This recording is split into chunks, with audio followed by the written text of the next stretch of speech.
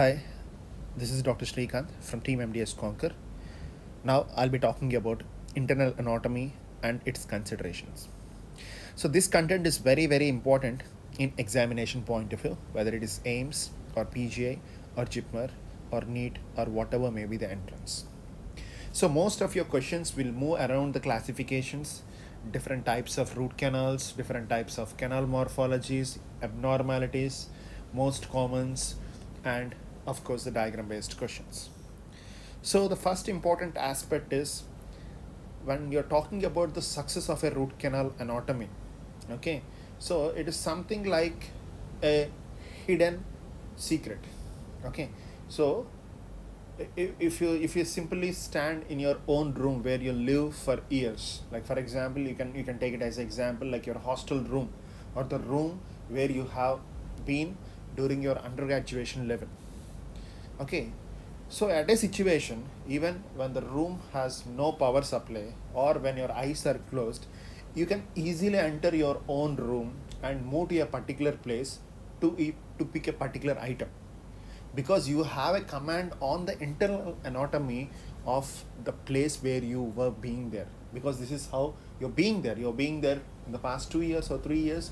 You know where the things are, where the objects are, so you can easily walk by just closing your eyes, or the power may be off, you can handle the things. But when you are going to a new place where there is no power, you cannot do the same. This is how the internal anatomy of a root canal system will influence the endodontist. Okay, so you can ask me, what is the difference between the approach of root canal or the success of the root canal between a person who has done degree level, that's BDS level, or a person who has done with the masters in the particular department of endodontics, or a person who's done with the masters having a clinical experience of 5 to 6 years. This is how the experience is going to influence. They will have lots of experience about the internal anatomy, which is going to play a vital role in the success of root canal system. So the success of root canal therapy depends upon your knowledge and the experience of root anatomy as well as the root canal morphology and everything. So that's the first important thing that you have to make a note about this particular content, as well as if you want to become an endodontist in the future, you should be very thorough with the knowledge of anatomy and anomalies. So there are different methods to know the internal anatomy. Few methods are done after extraction of teeth, and few methods are done before you start the treatment procedure. Mostly in the clinical scenario, the things which helps in knowing the clinical situation are more important, rather than after extraction you do the sectioning, you'll get some information about this and that. That is a different scenario. But in the examination point of view, most of these are important. Something like called as direct observation after sectioning. That's the one method where you can see the internal anatomy of the tooth. Second one is, of course, I hope you know the microtome, okay, which is helps in sectioning the tooth at different levels.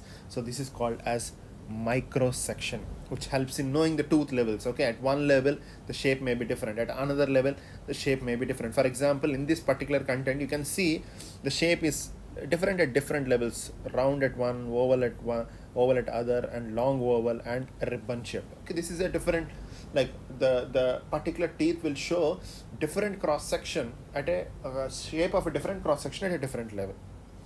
The next comes is the process, how this process grows. Okay, this process of identifying the root canal after the extraction. So immediately once you're done with the extraction of the teeth, we have to store in fixing solution, that is 10% formalin, right? So once you store in this 10% formalin, the next level what you have to do is you have to do the dehydration. That is the first step of processing.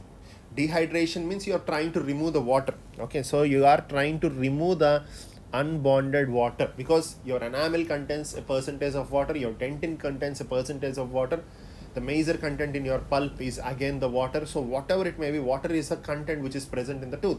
So the first thing what you do is remove that unbonded water. So for removing any water, what you have to use a dehydrator. Is accompanied by slow method. Okay, so the dehydrating agent has to be used in an ascending concentration, means you have to increase the concentration when you progress into the levels of dehydration. So first you have to use 25, 50, 70, 90, 95, and followed by you have to increase the concentration. Okay, and the dehydrating agent is used by removing the unbonded water. So the dehydrating agents that are used are, these are the four dehydrating agents which are most commonly used. That is ethanol, acetone, methanol, isopropyl glycol. So these are the dehydrating agents that are used. So the next step after dehydrating agents is the clearing.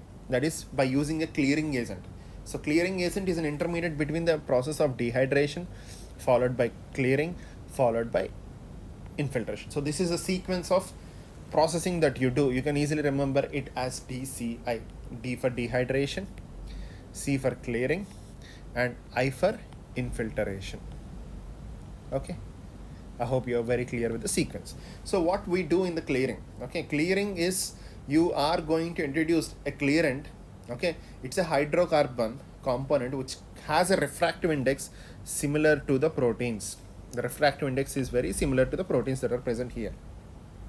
So because of the same refractive index, it appears translucent. So what are the clearing agents that are most commonly used? Is these first two are most commonly used. Xylene is the most commonly used, and you can make a note of other clearing agents that are used for this particular processing. So what are the steps in the processing? That is DCI. D for dehydration, C for clearing, I for infiltration. So once you're done with the clearing, the last step is infiltration, right? So you have these models. I hope most of you have seen this transparent tooth models which are useful for different purpose, and most of these points here are self-explanatory. Okay, I'm just going to, because a question can come over this transparent tooth models which are most commonly used nowadays in dentistry, in the clinical practice and in the training courses and everywhere. So these transparent tooth models are regularly useful to know or to study the root canal morphology of the teeth. They help in preclinical teaching of oral anatomy. You can see the anatomy, your grooves everywhere, wherever they are, your cusps, all morphologies can be done. A three-dimensional root canal morphology can be viewed, and you can learn that. And to demonstrate the root canal treatment to the patients as well as to the students who are in the preclinical endodontic teaching aids, it can be used. Helps in evaluation of your root endodontic filling. Okay, you can see how well the endodontic filling was done, your endodontic material, and it helps in improving the endodontic skills. So most of these, they are useful for the demo purpose. I hope you have seen this